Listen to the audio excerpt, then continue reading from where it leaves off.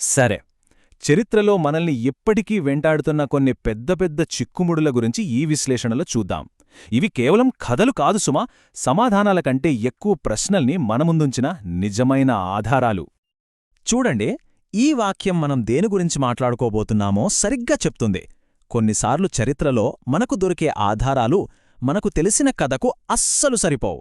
మనం మొత్తం అవగాహననే తలకిందులు చేసేస్తాయి. అంటే ఒక్క విషయం స్పష్టం చేసుకోవాలి. మనం ఇక్కడ కట్టుకథల గురించి మాట్లాడట్లేదు. మన చేతికి దొరికిన వస్తువులు, ఆధారాలు, అవును, నిజమైన సాక్ష్యాలు సృష్టించిన చిప్పుముడుల గురించి మాట్లాడుకుంటున్నాం. ఇవి మనల్ని నిజంగా ఆలోచింపజేస్తాయి. సరే, అయితే మన ప్రయాణాన్ని కొన్ని చిన్న వస్తువులతో మొదలుపెడదాం. వాటిని చూస్తే అసలు వాటికి అక్కడ పనేంటి అనిపిస్తుంది. ఉండాల్సిన చోట, ఉండాల్సిన కాలంలో కాకుండా ఎక్కడో సంబంధం లేని ప్రదేశాల్లో బయటపడ్డాయి. అవేంటో చూద్దాం. ఇప్పుడు చూడండి, ఈ మైన్ పెన్నీ పజిల్ ఎంత ఆసక్తికరంగా ఉంటుందంటే, ఇది 11వ శతాబ్దానికి చెందిన ఒక నార్వే నాణ్యం, అంటే వైకింగ్లదన్నమాట. కాని ఇది ఎక్కడ దొరికిందో తెలుసా? వైకింగ్ల స్థావరాలకి దాదాపు 1000 కిలోమీటర్ల దూరంలో ఒక స్థానిక అమెరికన్ శిబిరంలో. అసలదెలా సాధ్యం?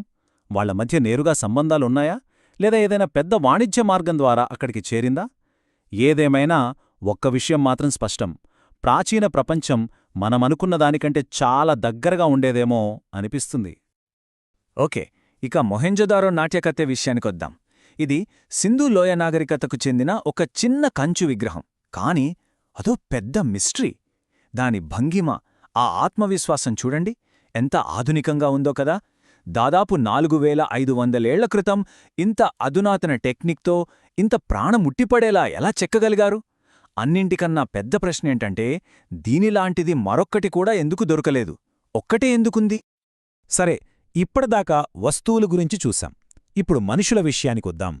కొన్నిసార్లు మానవ అవశేషాలు అసలు ఊహించని చోట దొరుకుతాయి. అలా దొరికినప్పుడు ప్రాచీన కాలంలో మనుషులు ఎక్కడినుంచి ఎక్కడికి ప్రయాణించారు అనే దానిపై మనకున్న అభిప్రాయాలన్నీ మారిపోతాయి. పశ్చిమ చైనాలోని ఎడారులో కొన్ని మమ్మీలు బయటపడ్డాయి. వాటి వయస్సెంతో తెలుసా? దాదాపు 4000 సంవత్సరాలు. అవును, 4000 ఏళ్ల నాటివి. ఈ ఒక్క సంఖ్య చాలు వాటి ప్రాముఖ్యత ఏంటో చెప్పడానికి. ఇక్కడే అసలు పజిల్ మొదలవుతుంది. ఈ మమ్మీలు దొరికింది పశ్చిమ చైనాలో. కాని వాళ్ల రూపం, అంటే వాళ్ల జుట్టు రంగు, ముఖ కవళికలు, వాళ్లు వేసుకున్న బట్టలు, చివరికి వాళ్ల డిఎన్ఏ అన్నీ యూరోపియన్లని పోలున్నాయి. ఇందాక మనం మైన్ పెన్నీ గురించి మాట్లాడుకున్నాం, గుర్తుందా? ఇది అచ్చం అలాంటిదే. 1000 కిలోమీటర్ల దూరంలో ఉన్నవాళ్ళు ఇక్కడికి ఎలా వచ్చారు? ఇది సిల్క్ రోడ్ కన్నా 1000 ఏళ్ల ముందే తూర్పుకి పడమరకి మధ్య సంబంధాలున్నాయని చెప్పే బలమైన ఆధారమా?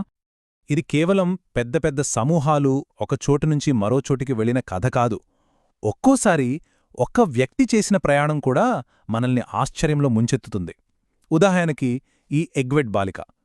కాంసు యుగానికి చెందిన ఈ అమ్మాయి జుట్టుని సైంటిఫిక్గా అనలైజ్ చేస్తే ఏం తెలిసిందంటే, తను చనిపోవడానికి ముందు 2 ఏళ్లలో జర్మనీ నుంచి డెన్మార్క్కి, మళ్ళీ వెనక్కి ఇలా 100 కిలోమీటర్లు ప్రయాణించింది.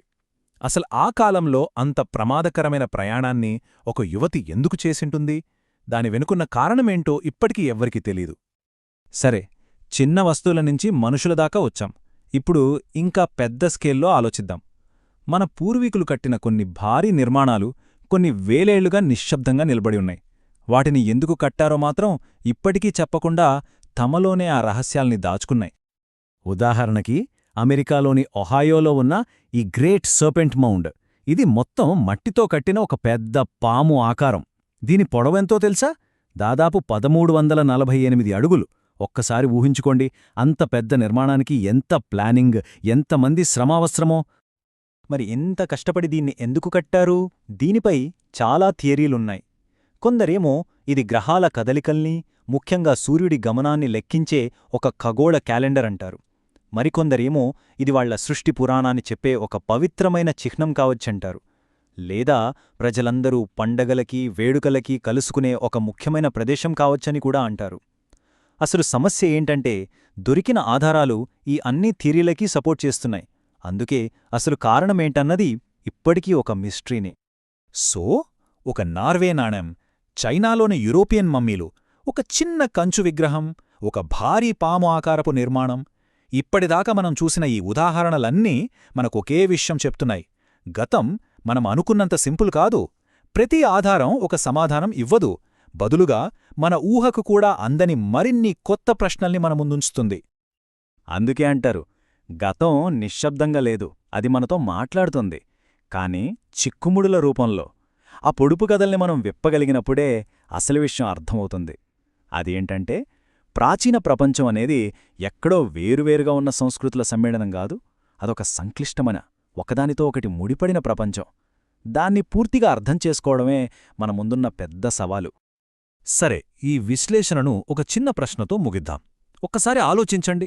ఇప్పుడు మనం వాడుతున్న వస్తువులు, మనం వదిలి వెళుతున్న ఆనవాళ్లు, వీటిలో ఏవి వేల సంవత్సరాల తర్వాత భవిష్యత్ తరాల వాళ్లకి అర్థం కాని పెద్ద మిస్టరీలుగా మిగిలిపోతాయి? ఆలోచించాల్సిన విషయమే కదా.